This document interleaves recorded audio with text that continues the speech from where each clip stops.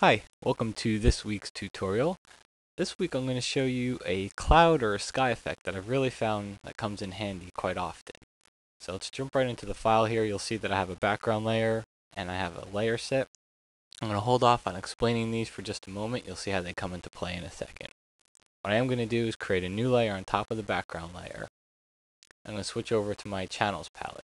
I'm going to create a new channel also. And I'm going to press D to set my foreground and background colors to their defaults.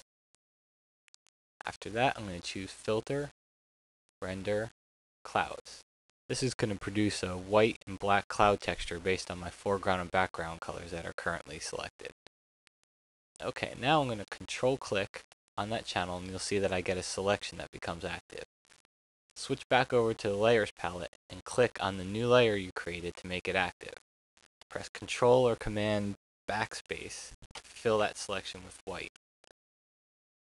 Press Control Command D to deselect. And now if I show the background layer, say I have a white cloud texture on top of my blue sky gradient. Still needs a couple of effects here. It's looking a little bit flat, so we're going to add some 3D qualities to it. Do this by duplicating the layer, selecting the top version of it, and choose Filter, Render, Lighting Effects. Most important part of this dialog box here is to be sure that you have Alpha 1 selected as your texture channel. That's the alpha channel that we just created. Click OK, and you'll see that we get a pretty harsh texture on our new cloud layer. What we need to do is get rid of the black on here, so I'm going to choose the layer blend mode of multiply, and that'll help out a little bit.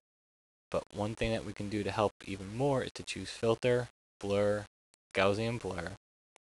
Choose a setting somewhere between 6 and 7 pixels for this effect, seems to work for me.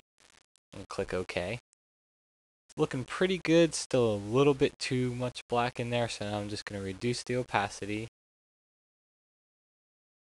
down, give it a little bit of a 3D puffy quality to the clouds. Once you found your desired effect, you can add some type to it. Notice I just have a layer set here. I just created a small white rectangle, and I created a type layer that's got a small drop shadow on it for Flynav Airlines, and then I created a small type layer below that. So that's it for this week. If you've got any questions, feel free to email me at extremephotoshop@yahoo.com. And that's it for this week. My name is Matt Kloskowski, and I approve this message.